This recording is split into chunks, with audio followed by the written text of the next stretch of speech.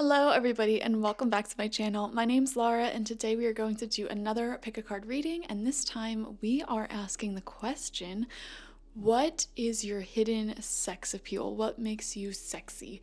So we have 4 groups here. Take a moment, pause, breathe deeply, relax, stretch your muscles if you feel called to, release all that tension in your shoulders and your neck. And listen to any distant noises you hear for a moment. Doing this little exercise will help ground you, clear your mind, recenter you so that you will be receptive to any of the messages that come through in today's reading. So once you've done that, you can ask yourself, your higher self, your spirit guides, the universe, what makes me sexy? What qualities do I have that attracts others, that are lustful to others? And once you've asked that question, take a look at these 4 groups or stones and select whichever one you feel most drawn to. You might be drawn to more than one, that's perfectly fine. We have group number 1, group number 2, group number 3, and group number 4. So select your group and we can begin. You can use the timestamps to skip ahead to your reading, or you can watch through. And before we begin, I just want to thank everybody who has subscribed to the channel, and if you have not subscribed, go ahead and do that now. I have a secret goal in mind for the rest of the year, so help me out with that. Also, I want to let you know that I do offer spiritual life coaching sessions, and essentially it is where you have the opportunity to email me up to 3 topics in your life, questions, or just like situations you're dealing with, and I will do an hour-long video reading for you. And the beauty in this is that we don't have to schedule anything. Once you make the purchase and send me your questions, you will receive your reading via video in up to 7 days, and that's that. It's that quick, and we do this every single week for however long you want. You can get a single session, which is 1 hour-long reading. We can do a month, which is 4 readings, 1 a week, or 3 months, which is 12 readings once a week. So check out my website for that. spiritpsychic.org is always in the description box. Let's begin. So, group number 1, you selected the Tiger Jasper beautiful stone, and this stone is all about the physical. So, physically, your body, on point, okay? So, very straightforward message there. And also, like, you're just a very down-to-earth energy, you know, no drama, relaxed, and yeah, like, it's just really hot. I feel like being drama-free, being a simple person in the best way possible. And when I say the word simple, I mean like the song Simple Man by Leonard Skinner, how it's just like, it's really attractive to just not have a bunch of drama and complications and problems every 2 seconds. It's just like straight up, straightforward. Here's what I'm offering. That's super hot. Okay. So great. So this is the Divine Feminine Oracle. We're going to pull this card last, so we'll put that aside. We have some other oracle cards here and some tarot. So the spirit animal, which is representing what makes you sexy, is the raccoon. I don't know why. Immediately, if you do your makeup, on point, okay? And you don't have to, I'm just saying, but there's like a sense of mystery here with you, you know, and we literally see the raccoon is in the shadows. They're nocturnal, they're a night dweller. So I just think that you don't reveal every single aspect of your personality the second you meet someone. Like, you're kind of like an onion in this what an awful metaphor for this reading. You're kind of like an onion in the sense that, like, you have layers to you that people have to peel back and discover. And, you know, when people are getting to know you, they're just like really curious about different things. You have a lot of mystery about you. Oh man. But like, the funny thing is, I keep like that onion reference. It's just like such a weird, funny reference to do for this specific reading. Like, I think you low-key have a really awesome sense of humor as well. Again, very down to earth. And I'm also getting these visions of you like eating, and I know that's so strange but like, here's another thing I have to say. So like, I'm getting like a vision of, I'm sorry if this is all over the place, I'm getting a vision of the movie White Chicks and that scene where she is just ordering like the most steaky, meaty meal possible when he's kind of forced to go on that date with that other guy. You know what I'm saying? You know what I'm talking about? Y'all know the scene I'm talking about? And it's just like, I don't care. I'm not gonna sit here and try to be a dainty lady. Like, I'm gonna eat food. So I just think that's a really weird reference, but I love how you don't try to put up this front of like, oh, I'm dainty, oh, I'm delicate. Like, you're just like, this is who I am. Down to earth. I'm hungry, I'm gonna eat, you know? Your energy is giving me a certain amount of like realness, you know? Like, why should I put on a mask? Why should I, hide myself? Why should I abide by these weird social constraints? Like, I'm gonna dress the way I wanna dress, and that could be masculine, that could be feminine, it depends on my mood, you know? Why am I gonna sit here and, like, I don't know, you just are really not a fan of certain social norms that many people abide to. Like, you value realness, you value just being yourself. And even though you are mysterious and you don't put everything out on the table like the second someone meets you, but like, you're still real. So it's like, if they ask you questions, you're gonna answer truthfully and honestly, but at the same time, like, you also protect your privacy and you understand the wisdom and value in like not oversharing. Maybe oversharing was something you might have done in the past, but you're not like that anymore because you understand that, because like oversharing, what that means is like you are putting all of your vulnerable emotional details out there like the second someone meets you, and that's problematic because sometimes you are meeting people and they're not good people. They'll use that against you or they'll judge you. So I don't know. I think you've learned the wisdom of creating a safe space with somebody and building trust before you just put everything out there. And so it's really beautiful when people get to know you because like you just have this intrigue about you where they just want to keep getting to know you and keep getting to know you. And it's just like this little mystery that they can unravel. So I think that's really beautiful. Also, there's something about your eyes here.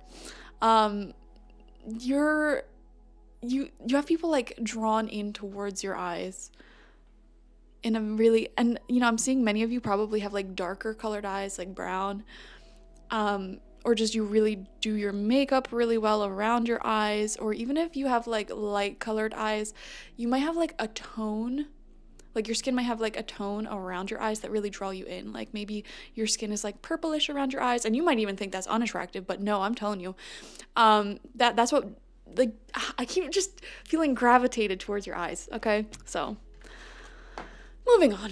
sorry if I'm doing this so sporadically. We have Goddess of the Moon. Ooh, lots of nighttime energy with you. We have All Tied Up. And we have Angel of Love. Ooh, very romantic. I feel like you're not afraid to love, and you're not afraid to admit that you want love. You're not afraid to be romantic. You give off like a very snuggly, caring energy.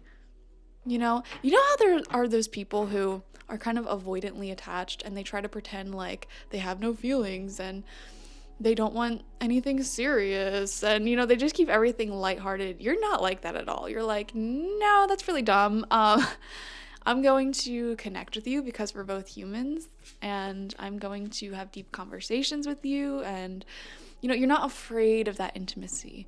And when I think of the nighttime, I think of like those 3 a.m. conversations and just getting vulnerable, really like talking about the deepest areas of life, like aliens and death and life and philosophy and spirituality. So you have moon energy, you have nighttime energy all around you, and people find that very attractive. It's like you're not a surface level person at all, but at the same time, you are very grounded. There's a difference between being grounded and to the point versus just being surface level. Being surface level is like, I'm not even going to acknowledge or touch upon anything deeper in life, whereas being grounded is like, yeah, we can have these deep philosophical talks and fall in love and engage in this moonlight energy, but like, we're gonna keep it grounded, okay? Like, we're also gonna keep it logical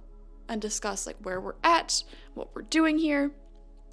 etc. So I think the balance of those two energies is just so attractive to people.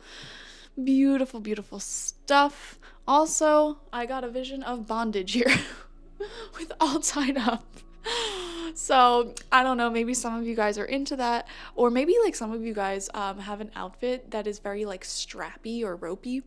And this is just a sign that you look really good in that outfit, okay? What else do we have here? We have beautiful hair, beautiful skin. I'm also seeing like some of you might have like tattoos, again, coming back to makeup, again, enhances your beauty. You know, all of these physical attributes, however you adorn your body, that is obviously what makes you like sexy and hot, because that's what makes you individual. Like if all of us went around just completely naked and barefaced, not doing anything to our appearance, I mean, we'd all kind of look, you know, somewhat similar, you know? It's how you choose to express yourself via your appearance that really makes you stand out here. You have like a romantic air about you, with like just an amazing amount of like nighttime energy. I don't know how else to put it other than like you are the embodiment of nighttime, of the moonlight. You give off very divine, feminine, moonlit, god/goddess energy. Okay, and to give you an example, somebody who would be opposite of this would be like a sunlight person, as I see them. And these are people who are just like golden retrievers in human form, you know, just very like happy-go-lucky, in your face, more prone to being like surface level, warm to be around, but you are the nighttime. You are deep, you are romantic, you are magical, you are mystical. You get what I'm saying? So moving on. We have clarity. Yeah, you offer a lot of clarity. You're very to the point. You know, nobody's going to sit here and have to wonder like where they stand with you. All they have to do is ask, you know, where do I stand with you? And you're gonna be like, okay, well, this is exactly where I stand with you. You know what I mean? Like, there's no confusion with you. There's no drama. There's no chaos. Let me trust my deepest instincts in all ways, especially when matters are unclear. May my own holy intuition always guide the way. People really enjoy that about you. Like, you're uncomplicated. You are simple in the best way possible, while also offering a lot of magic and mystery.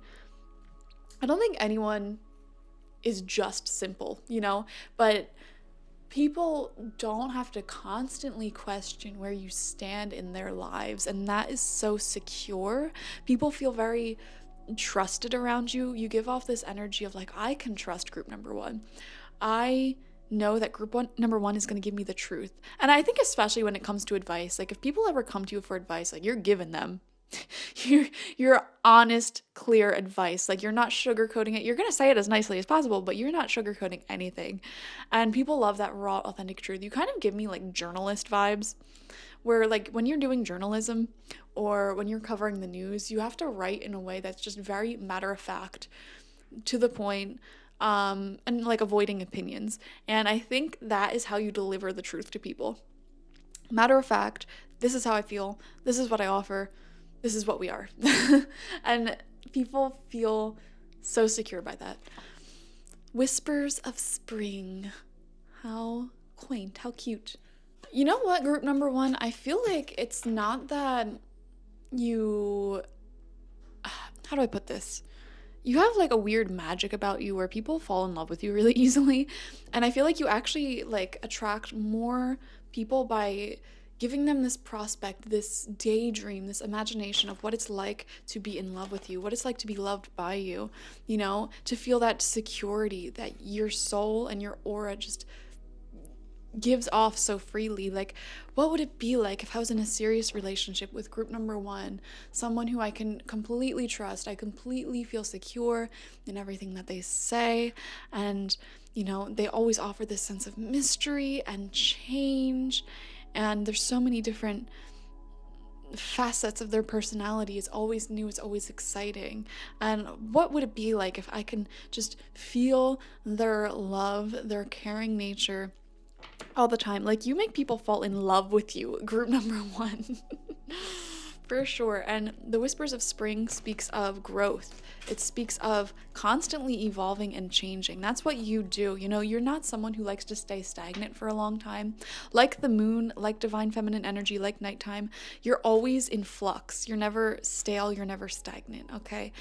The moon, you know, she goes from a new moon, then she grows, and then she's a full moon, then she wanes, and you know, she is always changing. So you're always kind of growing emotionally, changing your appearance, changing your life circumstances. You're never just stuck in the same space. And that's really attractive because you know, it just keeps the passion, the excitement alive. And I feel like even when it's just friends, even when it's just family members, if someone's not growing, they're not moving with the times. And those types of folks, people outgrow them. Okay, you grow alongside people and you have a lot of long-term potential when it comes to being a friend, a lover, and all that. You know, there's always something new and exciting going on with you. And you're very attractive to people because they almost have this insane urge to like really like keep up with you and to constantly like keep track of what's going on in your life. And I think you have a lot of secret admirers on social media, if you use social media, who are just like wanting to see what you're up to, wanting to see what the new thing is, wanting to see, you know, how you look and any changes that have taken place, because you're just never stuck in the same place. And that is just so attractive. Think of it like a TV show. If every single episode is exactly the same, people are going to stop watching it, you know? But like what really hooks people into really amazing TV shows is the twists and turns and changes that go on with the characters. So you have like a lot of admirers, I want to say, because of how you grow, because of how you change. And I don't think you change in a way that is ungrounded. Like, I don't think it's super chaotic. I think it's a nice, healthy pace of change. But let's see what tarot cards come out for you. I don't really know how many I want to pull, so we're just gonna intuitively select. Okay, 2 came out for that one. All right. We have the 7 of Cups. You have a dreamy, romantic, imaginative energy that you give off to people, for sure. We see that in the Angel of Love as well. 3 of Pentacles reversed. I wonder if you're somebody who sometimes prefers to be by yourself. I could see that, especially with all the nighttime energy that your soul encompasses.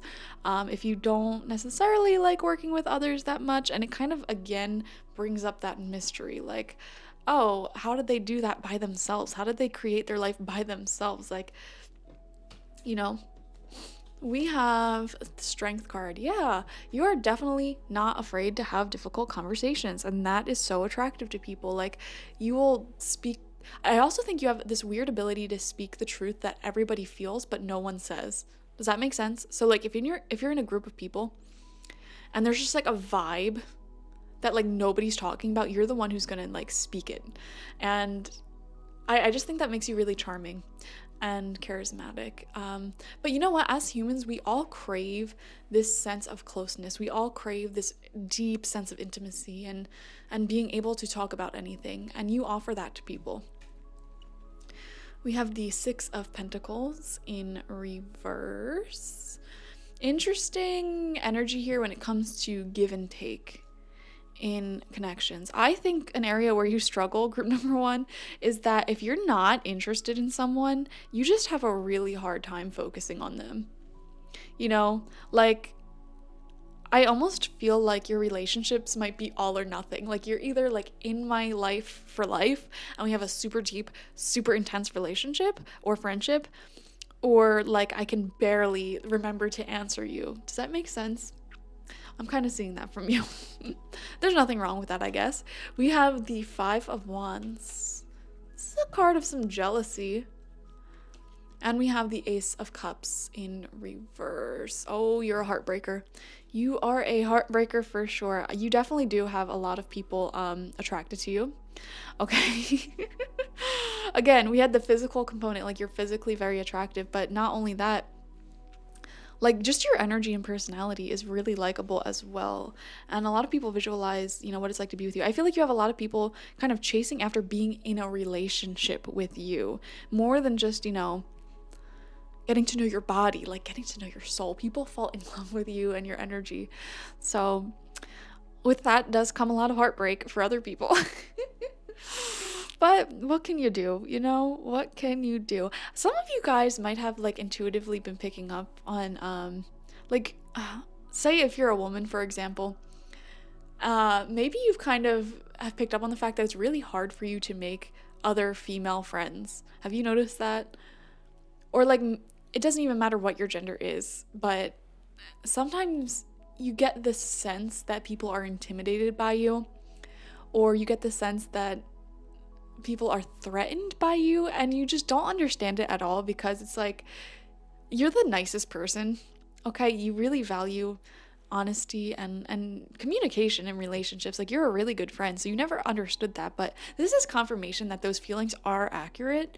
I think you're very triggering to people with low self-esteem or insecurities because of how physically beautiful you are, first and foremost, but also just how like down to earth your personality is, you know? Because when someone is really like, I'm just getting this vision of like insecure people, and they're also very high strung, high stress, like they have to control their partners so that their jealousy isn't triggered and those types of things. And then there's you, who's really laid back, and you're just like not in that place at all.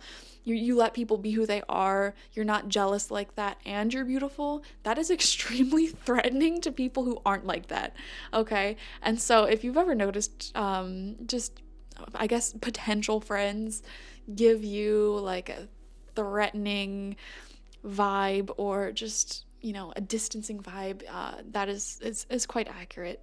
I think sometimes strong people trigger insecure people, and you're an example of that when it comes to your friendships, okay? Like, I don't know. I wonder if you had a friend who was in a relationship, and in that relationship they were so insecure and like had to control their partner, and we're just approaching it from an unhealthy place because, you know, they expected their partner to never trigger any of their insecurities or jealousies, and then so it became very controlling. Meanwhile, you're here beautiful, not Karen. And maybe even if you were in a relationship, it was not like that at all. You trusted each other and you didn't have to control each other. There wasn't deep rooted insecurities, and, you know, because you just had that charm, that beauty, and you're secure in yourself, it just kind of ruined the friendship because that person started to get jealous or threatened by you, okay? So there is that. Definitely avoid jealousy from friends or potential friends. But let's see your final card. This is from the Divine Feminine Oracle, and in this deck there are divine feminine spirits from all over the world, all over different religions and cultures.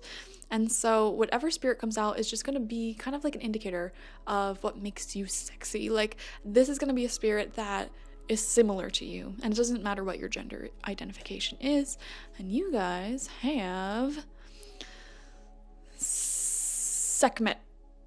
I'm really bad at pronouncing everything in this deck, so if I pronounce anything wrong, please correct me. Also, like, I love this deck, but I'm not a huge fan of the artwork, I'm not gonna lie. Anyways, I am pure strength. I honor my anger by giving voice to it. So let me read this from the book. And remember, this spirit is connecting with you because you are similar, and these qualities that Sekhmet carries, you carry as well, and these are the qualities that make you super attractive to others. So, who is she?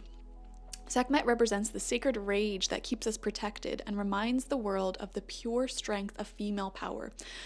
I'm going to pause for a second and also add, like, everybody has divine feminine energy within them, and hopefully add an equal ratio to your divine masculine energy. So again, gender means nothing. Sekhmet is an Egyptian warrior goddess depicted with the head of a lioness and the body of a woman. The lion was considered the fiercest hunter in Egypt and a sign of protection. She is the daughter of the sun god Ra. The solar disk that she wears indicates that she is a solar deity. She is known as the most powerful one, the Red Lady, she who mauls, and the one before whom evil trembles. The ancient Egyptians held rituals in the end of war and at the beginning of each new year to tame the wrath of Sekhmet. They would play music, drink beer that was dyed with pomegranate juice, and dress all of the Sekhmet statues in red. It was believed that the inebriation would lull the goddess into a stupor and end her destruction. Sekhmet was a powerful guardian and protector of the pharaoh. She was called on during times of war and considered to be a goddess of divine retribution. When your soul selects this card, holy rage, sacred anger, and positive aggression, these states of being are crucial aspects of the divine feminine. Can I just pause and say absolutely? And going back to gender, as females or feminine people, we do have a lot of rage, and we have to express that rage in a sacred way, because how we have been treated for centuries on this earth is ridiculous, absolutely ridiculous. And so I really like this message of sacred rage, like pretending that we don't have any anger and we're dainty little creatures who eat salads and frolic. Like, no, okay? And I totally got this energy from you from the jump. It's like, no, I'm not gonna sit here and pretend to be weak and dainty to appease the male gaze or to appease anyone's gaze. Like, no, this is who I am, okay? I have anger just like everybody else. I have needs for protein and carbohydrates just like everyone else. I deserve a rights, gosh darn it. Okay, anyways, back to reading. It's the female power that ends wars, that brings home missing children, that seeks justice for the earth and all those who can't defend themselves. And I really do think, group number 1, you are the types of people who defend the defenseless. And there is like this political rage within you, this rage for the mishappenings of the world. And that rage, when expressed in an appropriate way, really does make change happen. Okay, that's your divine feminine power. The brilliant artist and mystic William Blake relates that the voice of honest indignation is the voice of God. The feminine has for too long been disassociated from rage and anger. If we can't embody the fiery emotion of anger, it often festers and expresses itself in subversive, manipulative ways, or it leaves us anxious and frustrated. Positive aggression, acting with love on behalf of what breaks our hearts or enrages us, is what allows us to become agents of change to better our lives and the world around us. Sekhmet wants us to come face to face with our true strength. Power doesn't come from passive aggressive behaviors. We don't have to fear expressing our anger directly to an institution or a person who's acting unjustly. Sekhmet wants us to see that anger is an essential emotion. And you know what? I also think this correlates back with everything we said, because what people find attractive about you is that they always know where you stand. You're not going to hold these passive aggressive things and gossip. Like, no, if you have a problem with someone, you're going to tell that person that you have a problem with them. If something is bothering you, if you see someone act in a way that is dumb, you're going to tell them that they're being dumb in the nicest way possible. That's what is attractive. There's no passive aggression, there's no manipulation, there's no, secret resentments. You are not afraid to speak your truth. And Sekhmet is the sacred call to move that anger from pure emotion into conscious action. She wants us to act with conviction and from love. She wants us to create the healthy boundaries we need so we aren't injured again and again. Or so that we can free ourselves from a destructive pattern it's time to end. We have a divine right to draw a sacred circle around us at all times. The protection we invoke for ourselves and others helps move us from feeling helpless to taking loving action. And group number 1, I feel like at some point in your life, you were in these cycles of just getting hurt over and over and over again, probably because you're an empathetic person who was not taught boundaries at a young age. So you had to really teach yourself what boundaries mean. And in the process of doing that, you really started realizing all the different ways in which people can try to manipulate and control others. And I don't know, I just think that invoked a lot of anger within you to look back at your life and realize all the people who have hurt you. And just because you were taught to be helpless in a way, you were taught to be just this dainty little creature, which you are not at all naturally. So at some point in your life, you really consciously taught yourself what boundaries mean and how to prevent yourself from getting hurt at all. And honestly, like boundaries are one of the most underrated thing that someone can know, because it's just like you won't get hurt if you have healthy boundaries. You know, well, I won't say you won't get hurt, but like you'll prevent a lot of hurt if you have healthy boundaries. So, yeah, and I think you're really passionate when you talk to other people when it comes to them setting boundaries, or like, you know, seeing people in abusive relationships or in abusive situations. You get really passionate about giving that person advice and motivating them, and like you're giving me like public speaker inspirational vibes. Maybe not even professionally, just like amongst your friends and stuff. Like you're just that one person who's always motivating people and spitting the truth always, okay? So all of this is very attractive, you know, and very unique, and you're just a powerful person. You're like a powerhouse of energy. So very much in your divine essence. And you know, that's kind of rare nowadays, which is why you have so many people kind of like interested in like being with you in a serious way. Like you give off serious relationship energy. Like that's someone I want to be with. I just got a vision of the movie version of The Hobbit, where they're like flashing back to Thorin Oakenshield and him cutting the arm off that big ugly guy, and the other dude, the old dude, is telling the story of it happening, and then he's like, and that's when I saw a king. And it's just like, you talk to people, you're so motivational when you speak, you're so passionate, and the people around you are just looking at you like, that's a king right there, that's a queen right there, that's someone I can follow. You're very powerful in your leadership, whether you realize it or not. Okay, so group number 1, thank you for joining me. Like, share, comment, and subscribe. It all helps the channel out, and again, I do have that goal for subscribers for the rest of the year, so help me out with that. If you want a spiritual life coaching session with me, one-on-one, the link to that is in the description, spiritpsychic.org. Thank you guys. Bye. Group number 2, you selected the Afghanite, I believe this is. This is just a sign that y'all are the psychics and shamans and high priestesses and mystics and seers of this video, the spiritually tuned in, tapped in, turned on to the divine. That is who you are, and your upper chakras are very activated, and you are most likely very intelligent and constantly learning a lot of facts, learning more about yourself, about the ways of the universe. So that is in part what makes you attractive. So we're gonna do this card last. It's from the Divine Feminine Oracle. The animal spirit that is representing what makes you sexy is the mouse. Beautiful earth energy. This could be Capricorn, Virgo, Taurus, but doesn't have to be. Sun, Moon, Rising, Venus, especially Venus. But again, doesn't have to. This is a meek little energy. I just feel like mice are just busy little creatures, you know, always on the move, always looking for their next adventure, their next goal, their next thing which they're being productive with. You might even have an addiction to being productive, or just like constantly like, you know, running around doing your little thing.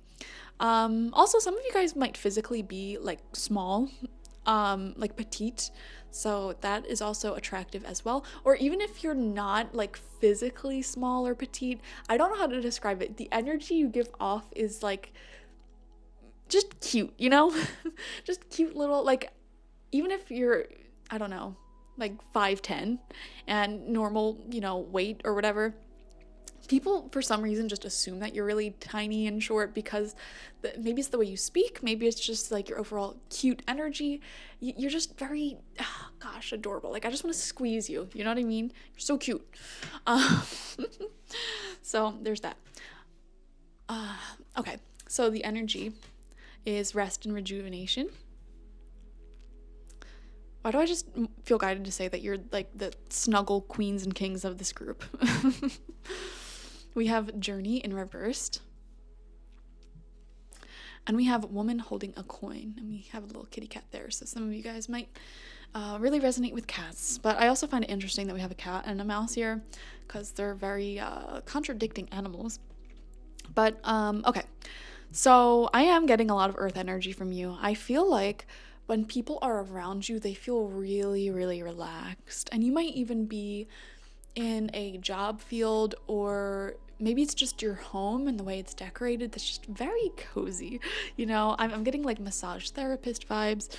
There is a distinct sensuality about you. So it's not even like this raw animalistic sexuality that you exude. It's just like when people are around you, they want to like snuggle you and massage you and like indulge in the sensuality of it all. Like it's a sacred sensuality. And some of you guys might even be into like tantra, and if you're not, you might want to, look into it. That might be like something that really intrigues you.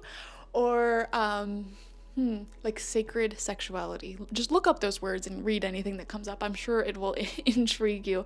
But yeah, people, they're attracted to you like just more so when it comes to the senses, and like you just exude this snuggly, adorable energy. And with Journey reversed, it's almost like people really just enjoy being at home with you. You feel like home, you exude this level of comfort. Maybe your actual physical home is like really cozy as well, or your space is really cozy. It's just the vibe that you give off. I don't know how to describe it other than that. Also, with Woman Holding a Coin, the way that you adorn your body in terms of like clothes and accessories, and the way you decorate your house is really helping you out when it comes to people being attracted to you. Because it, like, just look at her. She's beautiful. She's matching, she's well decorated, she's regal, So Woman Holding a Coin is really just showing somebody, spending their money on the finer things in life, and just really prioritizing the coziness, the aesthetics. So we love that for you. We have companionship. Aww. When you fully bless and embrace your aloneness, you're ready for the ones who are meant to be with you. May I welcome this solitude, knowing it will open the way for all healthy relationships. People just like being around you. They like your energy. They are attracted to this sense of comfortability. Like your aura, your energy itself exudes zen. It exudes comfort. And it really relaxes people. Maybe you've had people comment to you that like you're just so relaxing to be around, or maybe people even get sleepy around you. Just really, really comforting. And I almost feel like when you're snuggling people, or even like, sleeping with them, you almost have this effect. Like I'm getting visions of like lavender and chamomile and other herbs that are used to relax people and put them to sleep. Like people might have said like that they feel high around you. If you've ever received that comment, this is just proof that like it's all in your energy. Okay, you're like a drug. You relax people. We have wishing you health. Wow. I wonder if you guys have strong Virgo placements, because like you just give off a very healer type of energy, relax people. Even if you're like snuggling them, like you might rub them or do the little finger motion over their skin, and just caring for people. And I almost wonder if some of you were, okay, this is going to sound really crazy to a lot of you watching, unless you're like really, really into like mythology and magic and spirituality, but like I feel like some of you guys were nymphs in your past life. A nymph is a mystical creature that dwells in water or on land, and they have like their own little corner of the earth, and people come to them for healing, or for like it's almost like, say that there's like a nymph in the woods, okay, and they have their own little meadow wooded area, and like just imagine someone walking through the woods and they run into this nymph and their little area. This nymph would help like heal them, sexually, physically, emotionally, all that, and like really nourish them, nurture them. And the whole spirit of the nymph is to just take care of that one corner of the earth and whoever may come into it. You know what I mean? So it's almost like people get profound amounts of healing from you just by spending time with you, just by, entering your little corner of the earth. And I feel like you have a nymph spirit, because I'm just seeing these visions of your corner of the earth, your home, your room, whatever you have, just beautifully decorated and beautifully cared after. And when people come into your space, it's a sacred moment of healing for them.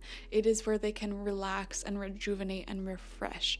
That's the energy you have, and it's profoundly attractive. Okay, and also I want to point out that nymphs were known to be very sexually attractive. Just saying. Just saying, okay? And very playful. Your like playful, cozy energy is like a drug to people. Okay, this isn't like raw animalistic lust. This is like you are magical and you enchant people. So, take with that what you will. Let's pull some tarot. Out here putting spells on people without even realizing it. So let's just get some further messages about what makes you sexy. Okay. We have 3 of Wands reversed. Yeah, is this your home, man? You're like a homebody. I feel Journey reversed, 3 of Wands reversed. Both of these cards are saying like the opposite of going out and traveling. Or maybe. Okay, this is really specific for like one person watching. Maybe you like get off on people from various places in the world coming to you because you're attractive. But we have the Page of Cups. Beautiful. Yeah. There again, this is really confirming that childlike energy you give off. And I know that's a weird thing to say. Wow. I meant like, that childlike exuberance, that like youthful glow, like very playful, very flirty. That's what we're talking about, okay? Nothing weird here. But like it correlates with the mouse, just being just this tiny, adorable little cozy energy. Really in touch with your own youthful exuberance. We have, and there's like a sense of innocence about you as well. We have the King of Pentacles. Wow. King of Pentacles, woman holding a coin, all this earth energy. People are attracted to just like, you're really in tune with your divine feminine, which is like, you don't even have to lift a finger. You're sitting in your beautiful divine space. Okay. And people come to you. Group number 2, they come to you. They come on you. I don't know. Demonetized. We have the Moon. Deep emotional, subconscious healing, guys. The moon heals. The moonlight heals. Mama Moon, when she's full like this, she really illuminates what needs healing. And these waters, these are the waters of deep emotional healing. And also, see how the wolf is here twice now?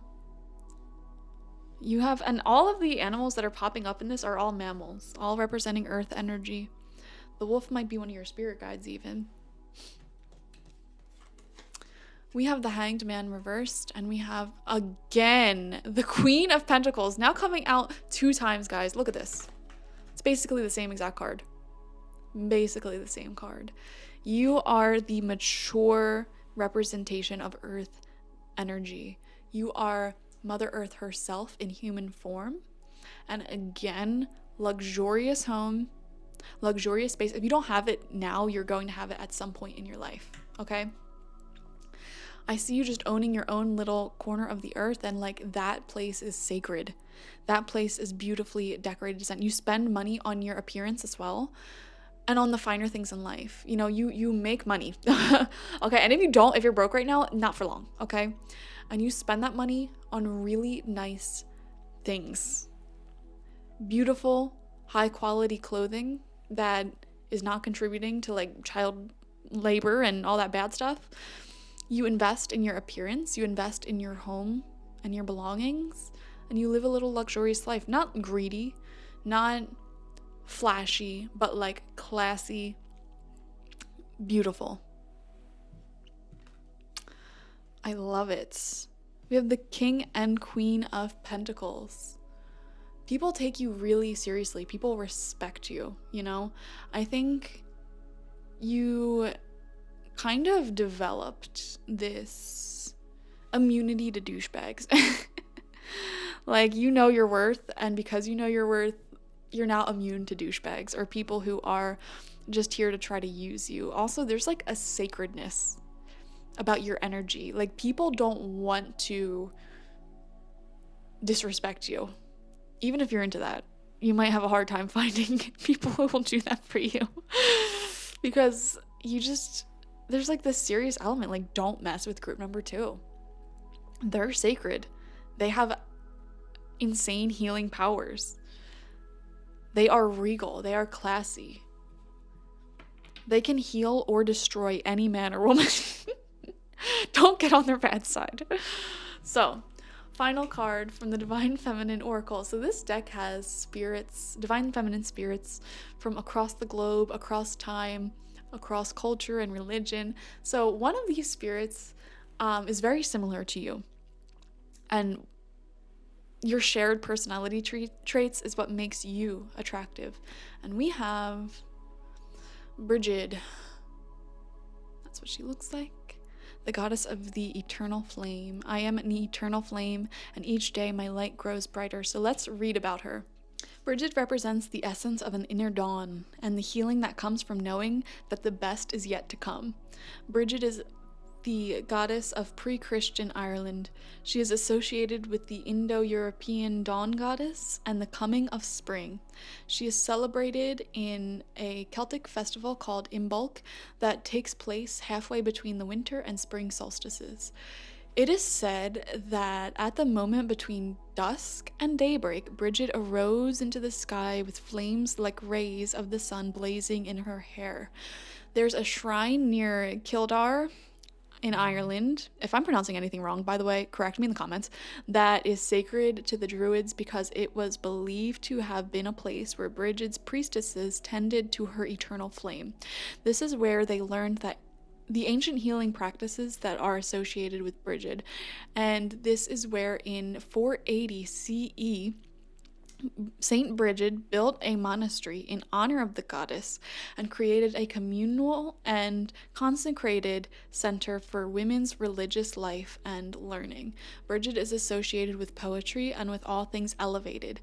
Yep, states of being, high-rising flames, lofty dimensions, and elevated wisdom. Can I pause and just say that that is literally what the stone is all about, like the elevated energies, higher thinking, higher realities, the upper world, okay? Like, you selected the stone, and now the spirit coming out is the spirit of all things elevated. Even the woman holding a coin, the Queen of Pentacles, the King of Pentacles, this is elevated living. This is, I'm not just, shopping, getting cheap fashion for myself. I am elevated. I am really into higher thinking, and I'm going to think about this. Where are my clothes coming from? Are they high quality? Is it contributing to anything bad, or is it made ethically? Like, this is the elevated way of thinking that you have that's so attractive. She is said to have created the whistle for calling out from one person to another while walking through the night, which lifts the wanderer with its levity and reminds her that she's not alone. When your soul selects her card, there's that moment when you're making your way through the dark, and suddenly, after what feels like days or months or even years, a ray of light comes through to you. A lightning happens. Each step isn't quite as hard to make as the one before, and you feel a great shift begin, as if you're now headed towards something new, something even brighter. Bridget is the essence of that first flame, the first ray of light. Bridget reminds us that the darkness never lasts. Bridget's eternal flame represents the truth that the light never leaves us and can never be extinguished. It simply gets obscured or blocked from us. She reminds us that every day is actually filled with light, and there are many days and times in our lives when we endure thick cloud cover, when that flame that exists within us is blocked by pain or confusion. Bridget is the sweet sound that reaches us in the dark and reminds us that we have never been on this journey alone. Bridget is our sign that the dawn is here, because we have made it through the dark winter. We can lift our head. The healing has happened, and now each day is bound to be brighter. What allows me to feel light more often every day? The intention is I am an eternal flame, and each day my light grows brighter. Guys, y'all literally feel like that first ray of sunshine when you're freezing. You know what I'm talking about? Like, you're cold, it's windy out, and then direct sunlight hits your skin and it's just like, ooh, so warm, so cozy. That is the energy that you give up. Also, multiple people with red hair here, so I wonder if you have red hair, whether dyed or natural, or if you ever had red hair, or maybe you like the color red, I don't know, or the color green. I'm seeing those colors a lot here. Anyways, yeah, guys, you are healers. People feel warm around you, they feel healed around you, they feel comfortable around you. There is a calmness in your energy that is just so attractive to be around. Like, people want more and more of you. Very powerful, guys. Very powerful. So thank you for joining me. Like, share, comment, and subscribe. Help me out with my goal for subscribers for 2022. And if you want a personal spiritual life coaching session with me, the link to that is always in the description box, spiritpsychic.org. Thank you guys for joining. Bye. Hello, group number 3. You guys selected the Lapis Lazuli. This stone is really helpful, and it really shows me that you're the type of person who will kill someone with kindness. You know, when there's jealous people around you, when there's ignorant people around you, you do not give in to the drama. You really educate people by just being calm and explaining the truth and sending people love, you know? It just makes you so attractive. You're not ignorant. And also with the blue here, there's something really beautiful about your voice. I don't know what it is. Maybe it has nice depth. It has nice, I don't know, sound. But how you express yourself is really beautiful. And the way you communicate with people is really beautiful. The words you choose to use, your accent, how you speak love towards others, all, again, very beautiful. So we're going to save this oracle card for last. This is from the Divine Feminine Oracle. But what makes you sexy? The animal spirit that is coming out to represent that is the snake. Beautiful, beautiful animal. This shows shedding your old skin and evolving. Okay, you are not someone who is stuck in the past. You are with the times. And I think you are here to help humanity evolve, to help people let go of any toxic beliefs they might have and to step into the future. You're constantly shedding your old skin, constantly changing as well. I wonder if your physical appearance changes a lot and you're constantly reinventing yourself. But regardless, it's very attractive because, like, people really admire you for your forward way of thinking, for your, like, I don't know how to describe what I'm picking up on, but it's just like when you speak with passion, when you speak about your opinions, and when you express yourself, people feel inspired by you. They learn a lot from you. You're giving me the student teacher archetype, where you're like a student of life, constantly learning, constantly reinventing yourself, constantly rewriting your belief systems, but then you also teach all of those wisdoms and learnings to other people. And I think a lot of people are like attracted to your mind, and they think that the way that you think is really sexy, really attractive. You know, you win people over with your intelligence and your conversational skills, which is awesome. I know, me personally, that's what I find most attractive about people. Like, I have to be with someone who I can have an intelligent conversation with, and if someone just isn't on par with me intellectually, I'm just not attracted to them. So, beautiful, attractive trait that you have. So, the energy you carry is door to personal healing and happiness in reversed. Appreciation. Oh, this is a good one. This is a good one. And we have financial constraints in reversed. Okay, first off, you have rags to riches stories here. You really turned your life around. And I'm actually getting a vision of a friend of mine who came from like really bad situations. Like, both of their parents were alcoholics, and they just grew up in a bad neighborhood. They grew up, you know, with all odds against them, yet somehow they managed to educate themselves. They have like 1,000,000 degrees. They're making a ton of money. They're in like in STEM, in like, you know, science. So some of you guys might be really highly educated, or you might be in like a science or mathematical field, or like whatever your career is. Like how you're living right now is against all odds from how you were raised. Like straight up. You really carried yourself through, pulled yourself through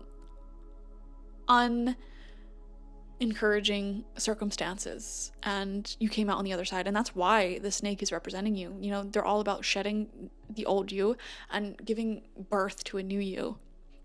You completely shed your entire past and reinvented yourself against all odds, against, you know, the circumstances you were raised in. It's insane the amount of change that you have made in this lifetime, and that is just extremely attractive to other people. You are capable of so much, group number 3. Anyways, with the appreciation card, I really love that this came out for this reading, because this shows you really just loving your life and having a lot of self-love. And, you know, you're just, you know, going about life, enjoying your hobbies, your friends, your career. Like, you built a little life for yourself. Does that make sense? It's not that anyone else has built this life for you. You're not a victim of circumstance. You're not, you know, you're not your parents' children, I want to say. You created your own life yourself. You consciously selected the people who you want around you. You consciously selected the hobbies you have. You consciously created your own home. You consciously are like living this life. And as you're focused on that, people are looking at you and they're like, oh my gosh, they're so attractive. The appreciation card is all about like you just loving your life and you being so attractive in the process. So for example, an exact opposite of what this card would be is someone who is hyper focused on finding love and like desperate for attention from other people and validation from other people, desperate to find love, desperate to, you know, like get all of their happiness from romance. You know what I mean? You're not like that at all. You're the complete opposite.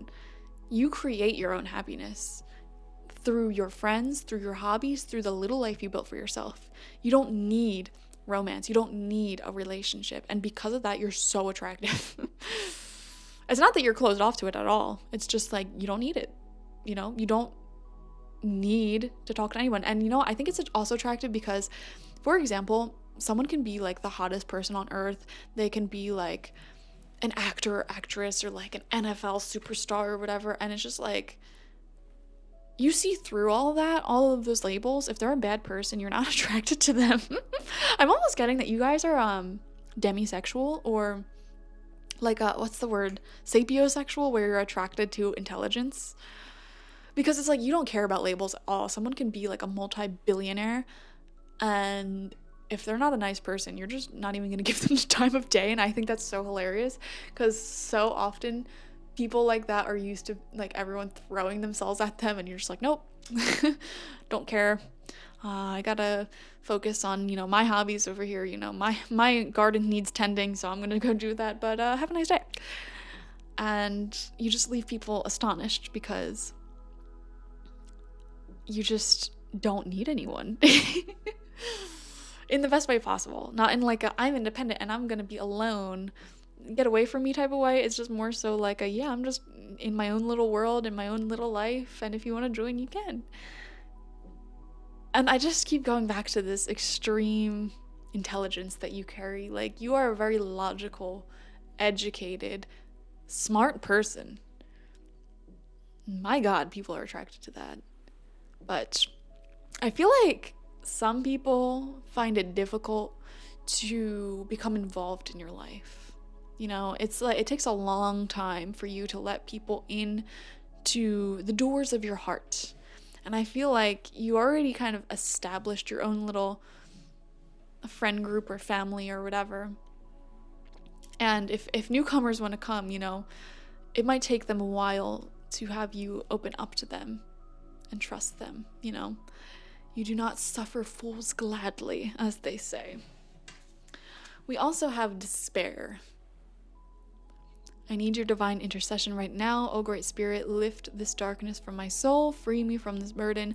Open me to your highest plan. May I be a peaceful vessel for your love.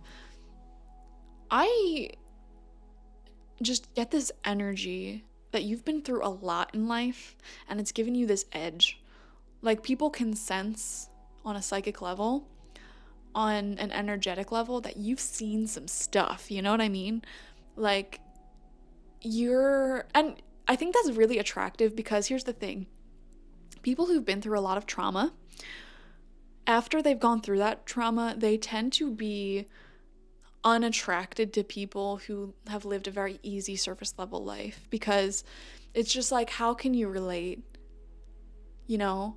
But you have been through a lot, and in a way that is like really, I know, in a really weird way, that's attractive to other people, because it's just like, you don't take life for granted. You aren't ungrateful. You aren't like just dumb. You know what I mean? And people who have been through a lot in life, they are also some of the kindest people ever. It has to do with privilege and your level of irritability when things don't go your way. So for example, somebody who's had a really, really hard life, let's just say they order a drink at Starbucks and the person messes it up. That person who had a really hard life, they're probably just gonna, drink the drink anyways and say, who cares? Because it's such a small mess up in their eyes. Like, but somebody who has had like everything handed to them in life, they grew up very wealthy, very rich, something like that might trigger them a bit, because they haven't had those harder life experiences. Does that make any sense? Like, you are not ungrateful. You're not spoiled. You're not, like, you created your life. You did this. You're a self-made person. And that's just real hot. Real hot. Because you have this leadership about you. You have this sense of experience about you. And a lot of people can't relate to that, but they find it attractive. So yeah, we have the flirt. Okay, all right, group number 3, I see you. First off, look at that. This is from the, what's this called? The Fairy Wisdom Oracle, and you literally have the flirt card. So you are probably very good at flirting and really in touch with your sexuality, I want to say, and you're not afraid to show it, Like, look how she's dressed. You dress very sexually, but not like in a trashy way, but in like a very hot way. Think like any famous person, any famous person right now. They always dress in this very sexy way. Whereas if you just see like a casual, normal person walking down the street wearing some of these outfits, it's just like, what the heck are they doing? But like, you already exude this energy of like not being normal, but in the best way possible. Like, you have celebrity energy. I even wouldn't be shocked if some of you guys are celebrities or are very popular in your field or whatever, because it's just like this energy that you exude. And I think it all relates back to the fact that you did not have a normal life. You created your own life from scratch. You've overcome so many challenges, and because of that, you understand that this reality is what we make it. Things like social norms, things like borders and governments and the things that divide us, they're all just made up nonsense. You have that wisdom deep within you. So you're just like, I'm going to dress how I want to dress. I'm going to do the things I want to do. And like, you can't be controlled. You're a free spirit, group number 3. And also, on top of that, you have this flirty energy. You're not afraid of your sexuality. Like, for example, you know how a lot of religions try to limit and tie down people's sexuality? Like, oh, you have to wait till marriage to do that. You have to, dress modestly. Like, you're just like, screw that. That's a bunch of crap. I'll dress how I want. And I'll do what I want. And I'm a human. These are my human needs. So let's embrace it. And you know what? If I'm feeling sensual, I'm going to show that through my clothing. I'm going to flirt. I'm going to be friendly. I'm going to be fun. And that's that. Societal norms, social standards. you understand how people create those, but you also understand how you're a person and you can create those. So you can create your own reality and you can do whatever you want. And I think this sense of free-spiritedness is just so attractive to other people. And I think you're an inspiration as well to many people. Like, especially how you dress, or like the appearance you give off, or even like whatever you create for yourself. It might be a business, a career, or even just your appearance. Like, somewhere in your life there's a rags to riches story where like you created that reality from scratch, and people are really inspired by that. But simultaneously, you also have people jealous of it, but you're like weirdly immune to that jealousy because like you're unaffected by it. You understand that that's just what happens. You know, when you're a success, there will be jealous people, but you're not like pressed about it. In fact, you just send love and kindness to people like that who judge you. You're just like, oh man, I just feel really bad. Like, you know how, I don't know why I keep going back to religion, how some religious people really just want to take away the rights and make people feel bad who are freely expressing themselves, like people who dress how they want to dress, people who indulge in their sexuality the way it presents itself. You know, maybe they're gay and some people are threatened by that. You know, you're the type of person where like let's just say you're gay and you have a religious homophobic person like trying to take away your rights or trying to make you feel bad. You don't even get affected by that anymore. You're just like, I am so sorry you feel that way, and I'm so sorry that your sex life is most likely boring, but I'm gonna do me. You know what I mean? Like, it's just, you feel bad for people who think that way. Like, you're just like, wow, you probably have a really boring, unhealthy life, you know, and I feel bad, so I'm sending you love. Like, you're unaffected by people's jealousy and negativity, and I think it's hilarious, honestly. But anyways, we have 5 of Wands. Yep, again, showing jealousy around you, but who cares? We have the Ace of Swords in reversed. This is that intelligence, that sharp mind of yours, and everyone wants access to it, but only a limited amount of people get it. We have the 4 of Wands in reversed. Fun, self-expression, flirtation. Oh, you're a fun person to be around on top of everything else we just said. And you know what? I think it's because you're intelligent. You really do limit the people who have access to your mind, your body, and your energy. You know what I mean? Because like, you're aware that who you surround yourself with is very important. You know, it's important to pay attention to that so that their energy doesn't affect you negatively. And so I feel like, you know, you have a limit for the amount of people. You might even be a little introverted. But we have the Empress reversed as well. The Chariot reversed. And the 4 of Swords. Yeah, God.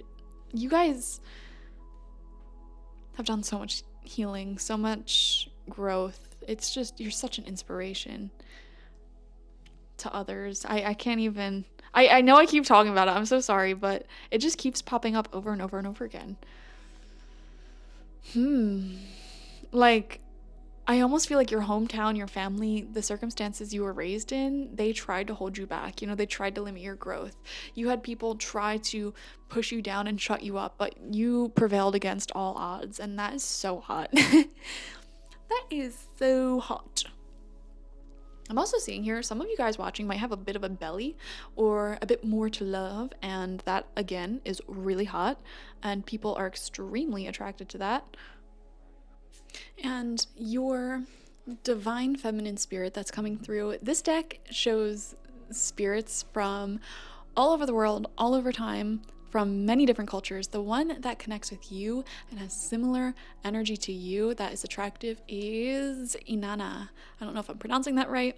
The Queen of Heaven and Earth. I have nothing to hide. I see and accept all that I am. Let's read about her. Inanna represents the power that comes back to us when we accept and integrate our shadow. Inanna was the most prominent female deity in ancient Mesopotamia. At the height of her worship around the Uruk period of 4000 to 2000 BCE, temples and shrines dedicated to Inanna lined the Tigris and Euphrates reverse. Sorry for my bad pronunciation of literally everything. Her name is Sumerian for Lady of Heaven. Her temples housed her priestesses, and they each would take a man to bed with them on the spring equinox to reenact the divine marriage, or Hieros Gamos, between Inanna and her consort Dumuzi. I want to pause and say that y'all are like sexually liberated, okay? That's what makes you hot. Like, you do not abide by cultural or societal standards of sexuality. Like, you do not try to hide it, especially if you're a divine feminine person who was told your entire life that you have to be covered up and you have to be, you know, in this Madonna state of being, just nurturing and taking care of everyone. You know, it's the whole like Madonna whore complex where, like, psychologically as a society, men and divine masculine people are taught to look at the feminine as either this Madonna, this mother figure, this virgin-esque being, or a whore, you know, a slut. Like, oh, you're sexually active, you're a slut. But at the same time, they want that. Like, you have transcended that, okay? You understand how multifaceted and divine you are, and you should not have to hide either of those parts of yourself to be accepted in society, you know? And you know what? Like, it's so wild because back in the day, like they said, 4000 to 2000 BC, these unrealistic, weird standards did not exist. Like, there are many ancient societies that were sexually liberated, that weren't like sexist pieces of crap. Like, it's just so crazy to me how backwards and weird some of our standards are today. Like, what the heck? Anyways, the Hieros Gamos is an ancient ritual of uniting the opposites from within, the male and the female, the light and the dark, and especially heaven and earth. This theme occurs in accounts of Inanna's descent into the underworld to find her sister, Ereshkigal. She must take off an article of clothing at each of the 7 gates so that when she finally reaches her sister, she is naked. And when Inanna ascends, she does so with Ereshkigal's power.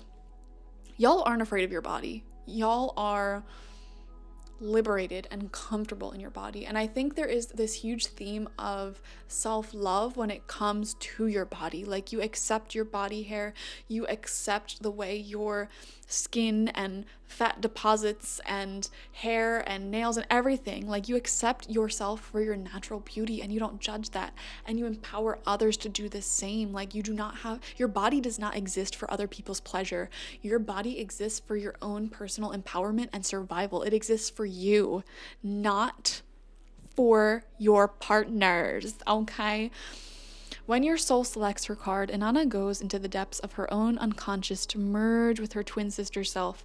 She becomes more powerful because she is no longer using conscious psychic energy to keep her shadow or negative attributes hidden deep underground. She courageously descends and faces the aspects of herself that are hard to get to when she's fully dressed or cloaked heavily in the ego. Inanna is an invitation to get naked. Group number 3. She wants us to drop our defenses. She wants us to see how holy and sacred it is to be vulnerable. As above, so below. This is an alchemical adage that suggests heaven and earth are not so separate. It suggests that within us, deep down in the dark cages where we place parts of ourselves, the truths that exist there also exist right here on the surface of our everyday lives.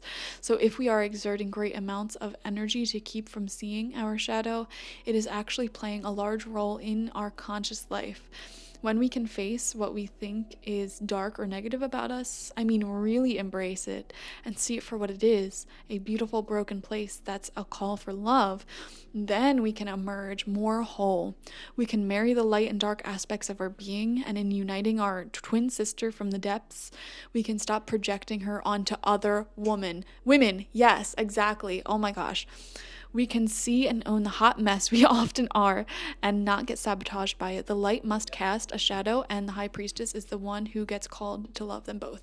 So you guys are just the type of people to uplift other women, other people, and to, what's that phrase, like, fix someone's crown instead of trying to knock it off. Like, there's just no jealousy from you at all, and you live to inspire others and to lead others into their best selves. You encourage people to be their true natural self and not try to live their life just to impress others, and it's super duper beautiful, and that is what makes you super attractive.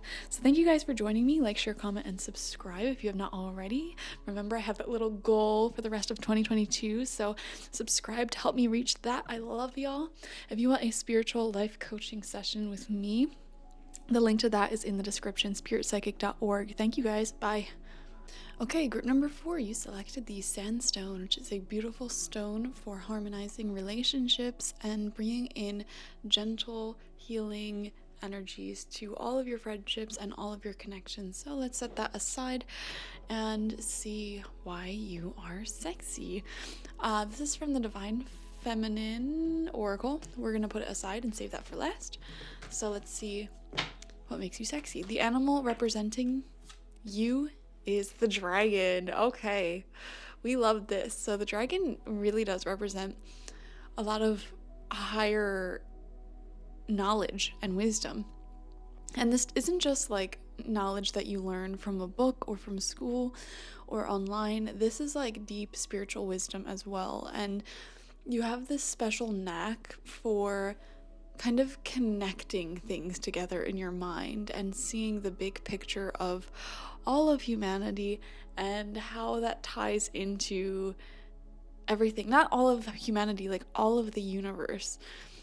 You get what I'm saying? I feel like you're only going to understand what I'm saying if you understand what I'm saying. Like, you connect the dots of life and the existence of life in ways that other people do not. And you can...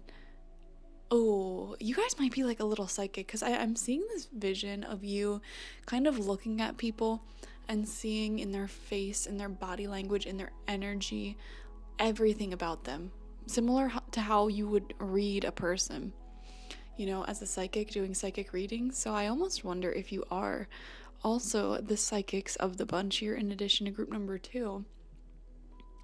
But like, in addition to that psychic ability to read energy, to read a person, to just see something and understand how it's going to play out, you're also just very intelligent. And I will say that constantly learning more is what makes psychic people, spiritual people, shamans, seers, whatever you want to call them, super powerful. Because the more you learn in a general sense, the more the dots can kind of connect to each other, and the more references you have in your mind for the universe to bring up when a message needs to be delivered. So, wow. I almost wonder if some of you guys have your own spiritual business or do professional readings just like I do, because I'm seeing a lot of similarities here. And I myself really love the dragon. Like, I've drawn dragons several times within the past year.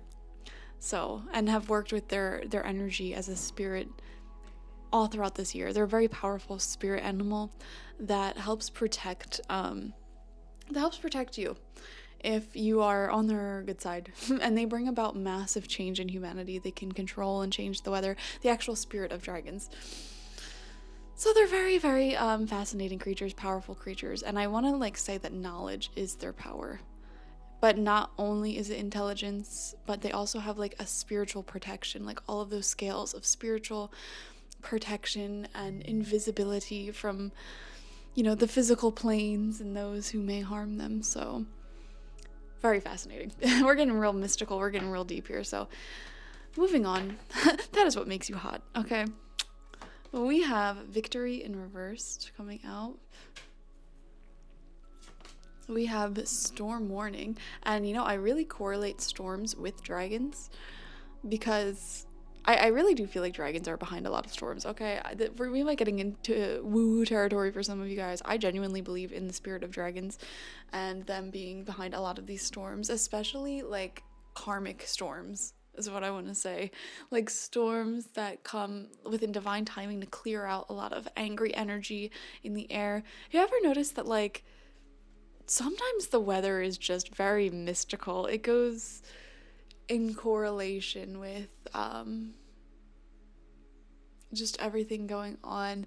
And it's funny, I was just talking to my friend about a really big storm that happened in the world recently, and he was telling me, like, it's funny because it was supposed to hit our town, but it ended up swerving and kind of hitting all of these towns with political affiliations that have been doing a lot of damage in the youth and educational systems. And he thought it was just very karmic, but this is kind of off subject. We have indecision in reversed. See, just tuning into your energy, I just feel so calm. I feel so comfortable. I feel like I can talk to you, group number 4, about all of my far out ideas and all of like the deeper aspects of life, instead of just looking at things from the surface level. Yeah, storms happen because nature and because global warming, whatever. We can get into the more spiritual aspects. Like, yes, it's happening for those reasons, but it can also be divinely coordinated with these other reasons, and everything in life is true. And like, I wonder if you're an omnism, where you believe in the truth in every single spirituality, and you believe in the truth in every deity and philosophy, and no one's wrong, no one's right, in a general sense. Fascinating. Your mind is hot. Group number 4, I really want to say that. We have the tattoo fairy. All right, straight up, some of y'all might have tattoos. Point blank symbol. And yeah, they're really hot. Ooh, I wonder if some of you guys have a dragon tattoo. I really want one on my back. Really big. But it's very expensive, so I'm gonna do that later in life, but fascinating. And we have work. I'm now available to receive all who can benefit from my work. Use me to relieve suffering on the planet. May all who need me find me. The divine source is my complete source for all prosperity and will provide. Okay, so I think when it comes to you, you actually, either through your actual job or business, or like something you do on a regular basis, you help humanity out a lot. I don't know why I just got the message. Some of you guys might be travel nurses.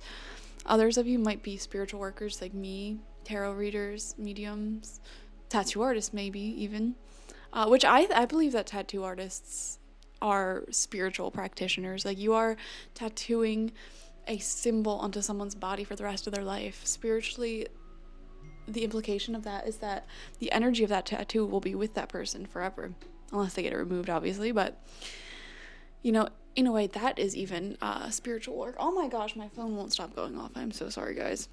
I always forget to silence it before every reading. But I think the way you adorn your body is really hot. Like, you do not have a traditional way of thinking or of like decorating your body, and you're very much a free thinker, and that's very clear to people who are attracted to you. Like, this person thinks for themselves, and that's hot, because you know what isn't hot?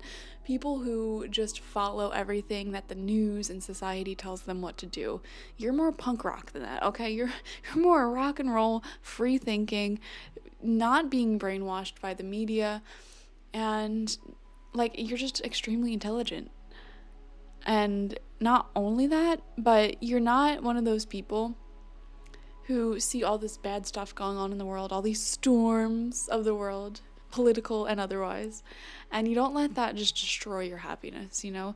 You still manage to maintain the spirit of helping others and spreading light through the planet and just being a good person. With the indecision card in reversed, I feel like when you guys were younger, you might have been on the shy side, or maybe socially awkward. Maybe you had like a lisp or a speech impediment or something of that nature. You were just overall like more quiet.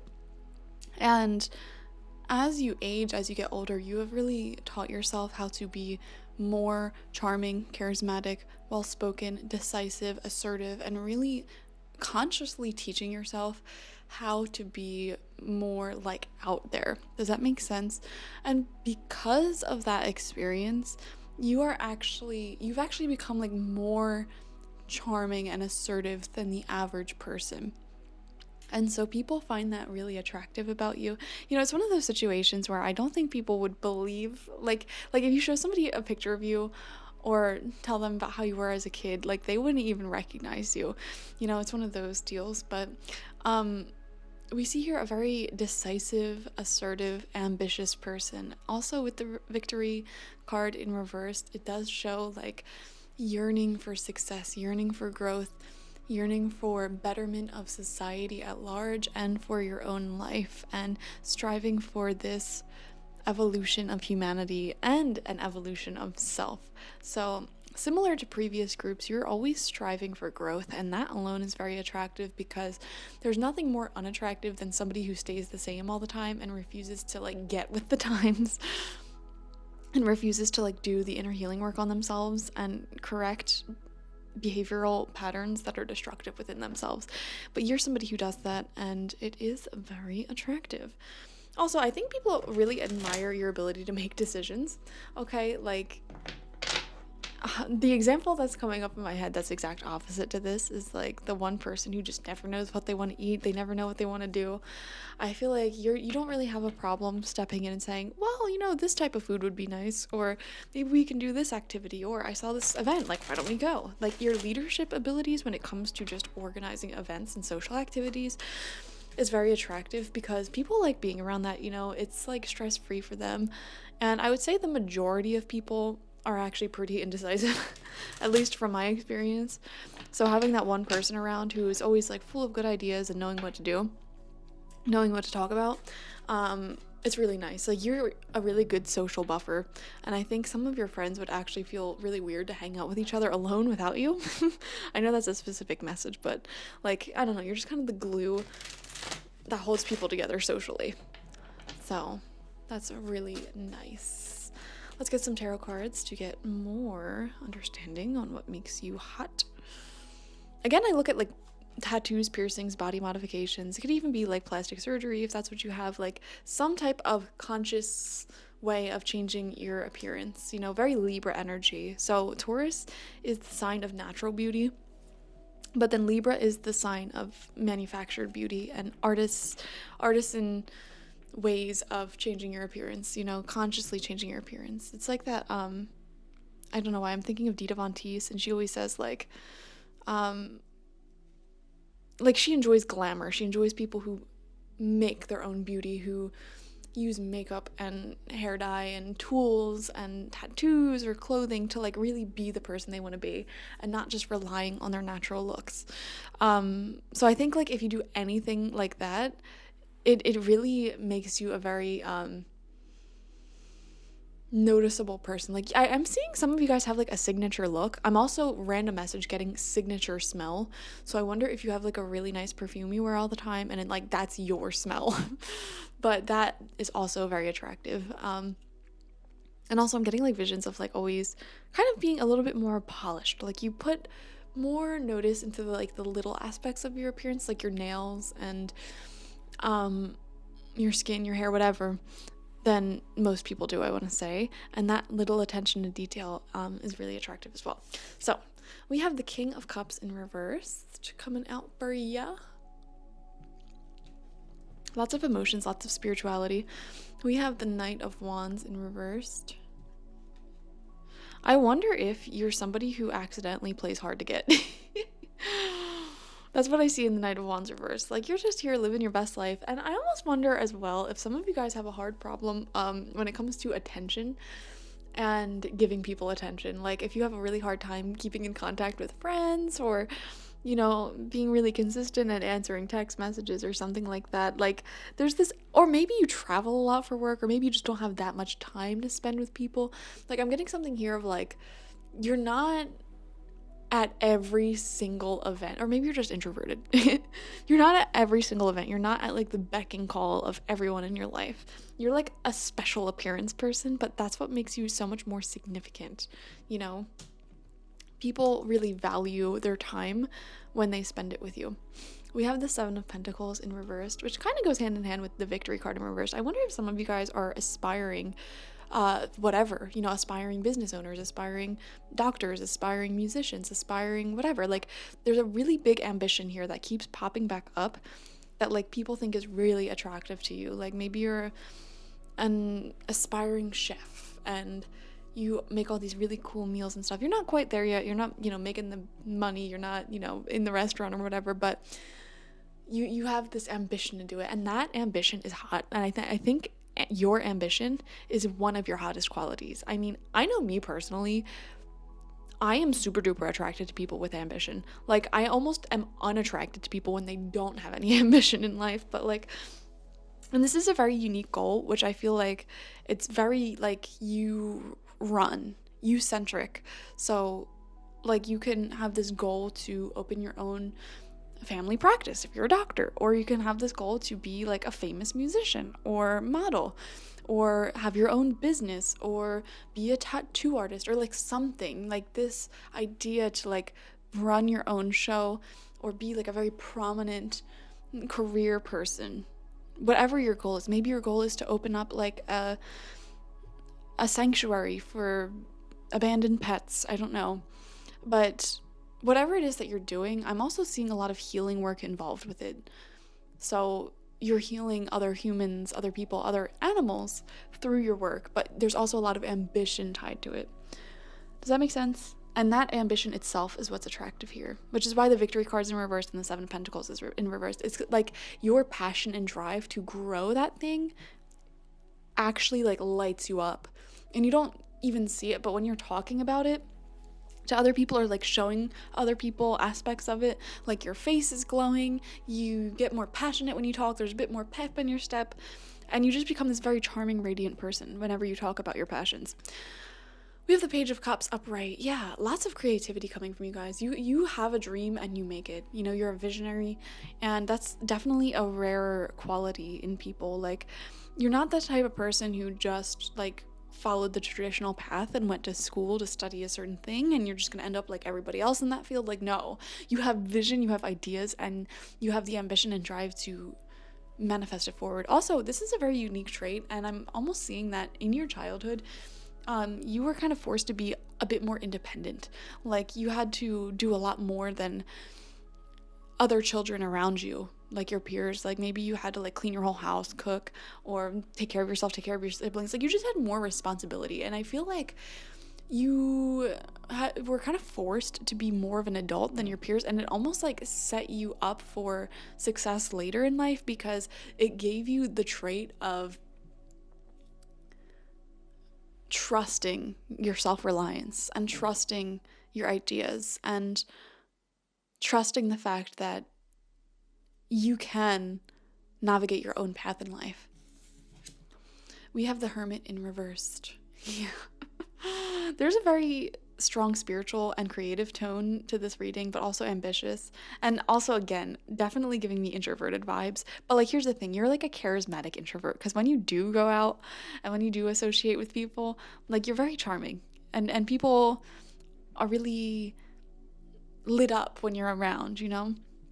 But the Hermit reversed is showing like you're just someone who kind of likes to be in your own little world. All of these cards here, you're someone who likes to be in your own little world with your thoughts, with your ideas, with your sketchbook, with your instrument, whatever it is that you're doing, and you like exploring the inner worlds just as much as the outer world. And that again gives you this air of mystery and makes you attractive. People are really thinking like, what's going on in that person's mind? Like, and there's something about your eyes here where people, like, the way, it's not even the eyes itself, it's the way your eyes move, where people are just like, what are they thinking? Like, you can see the intelligence and the thought process in your face. And you're just like not, how do I put it? Like, you're more awake than most people. You're more conscious than most people. And other people can see that in your eyes and just see you kind of like picking up on things that they might not be picking up on, and just the gears turning. Also, I feel like I'm sensing like a very expressive face as well. Like, it's really hard for you to hide your emotion or your opinions. So like, for example, if someone is really annoying and saying some dumb stuff, like, your facial expressions will be like, what is this idiot saying? Like, I do not respect you at all, ma'am, sir, like, please just stop talking. It all is expressed through your face, which is really funny to other people, you know. So let's see what your Divine Feminine card is. So in this deck, there is multiple divine feminine spirits across the globe, across time, across history. And whichever one comes out for you today, you share a lot of traits with them. And those are the traits that make you very sexy to other people. So let's see who you got. You have Lalita, and that's what she looks like. And it says, the red goddess, playfulness is a spiritual power. Laughter leads me back to the light. I feel like you have a strong sense of humor, and I was kind of picking up on that with the facial expressions thing, but like you have a lot of charm in your sense of humor, your lighthearted energy, your playfulness, and it's interesting because you managed to keep this lighthearted energy while also having some very serious ambitions and some very serious, very deep thoughts. So it's like there's multiple facets of who you are right now, which totally aligns with the dragon. You know, the dragon is like a warrior, a fierce protector, but it's also, you know, someone who's very business savvy, you know, they love gold or whatever, but it's also somebody who is like extremely spiritually enlightened and like contains more knowledge and intelligence than any human can possibly. So it's a very multifaceted spirit, just like you. So let's read about her. Reading from the book. So who is she? Lolita represents, and I hope I'm pronouncing her name right, correct me if I'm not, represents the spontaneity that graces a heavy moment and reminds us that joy is a powerful spiritual practice. Lolita Tripura Sundari is a Hindu deity known as the Red Goddess because of her connection to desire. She is often depicted sitting on a lotus with 16 petals, known as the fulfiller of all desires. She is holding a golden bow that represents the mind and 5 golden arrows that represent the 5 senses. And the ancient devotional text dedicated to her, the Lalita, oh, I'm going to butcher this, I'm so sorry. Let's sound it out. Saharshranamam. Yep. Sorry, guys. I'm trying my best. Is a list of her 1,000 names that fulfills all of the desires of a devotee simply through its recitation. One of Lalita's many names is she who plays. The Sanskrit word Leela means divine play. Lalita loves when her devotees are able to move beyond dualities to the point where we are not separate from what we desire. She loves puja or ritual worship for this reason because oh my gosh, I cannot read today. I am so sorry, everyone.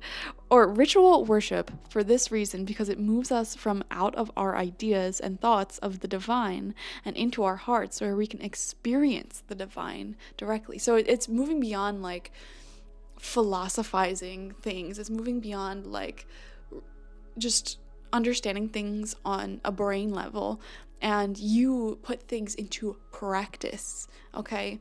You step into your heart space, in your heart center is what she is saying. Okay. Lolita is known for her spontaneity and for liberating her devotees with joy. She's the consciousness that comes when we get so caught up in taking ourselves seriously that we forget the profound, simple pleasures like sunlight on our face or the taste of a ripe strawberry. She is the delicious moment when we remember that we don't have to take everything, especially ourselves, so seriously. We don't have to be perfect or know the right mudras or yoga poses or chants for hours on end. What's divine is inherent for us, and it's remembered, not learned. So essentially the shared quality that you have with her is this knowledge of like not taking life and yourself so seriously and remembering your inner child, your sense of play, your sense of laughter, your sense of just free-heartedness and enjoying life as it is, you know, not only philosophizing and understanding the divine on a cerebral level, but bringing it down into practice by stepping into lighthearted energy. And honestly, if you ever notice, a lot of these monks and higher gurus and like people who are very, very, very spiritually awakened and like do nothing but meditating all day, they always are so funny and they laugh all the time and they have this air of just like not taking life too seriously. And I think that is like true enlightenment. That is like true nirvana. It's just like so many people strive for this high that comes from meditating and diving deep into spirituality. And it's just like, the true enlightenment isn't like a set of steps that get you there. It's just understanding that life is always like light and dark, and to escape the awful cycles, we have to just relax, accept that fate, and like have fun. And the moral of the story is like, you take things that are taught in books and practices, and you actually can see where they fit in a real life foundation, you know? It's funny because I always tell someone close to me that I noticed that book smart people, you know, people with really high education, can sometimes be really dumb.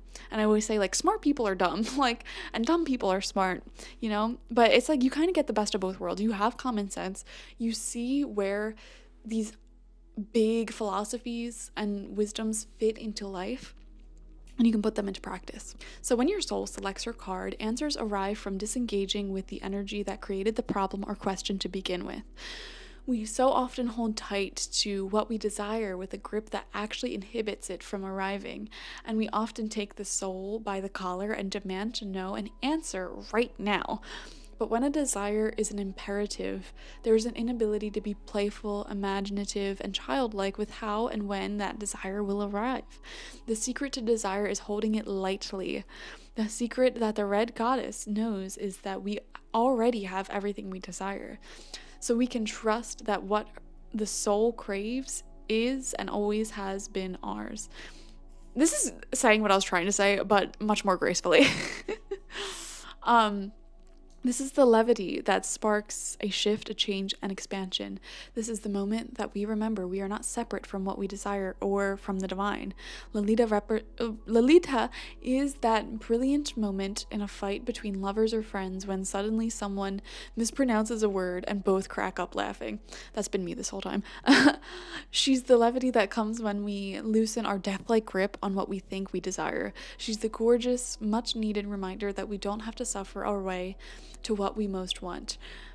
And that goes hand in hand with all these cards here of like ambition and like not taking it so seriously. Like, yeah, I'm working towards my desires, but like, you know what?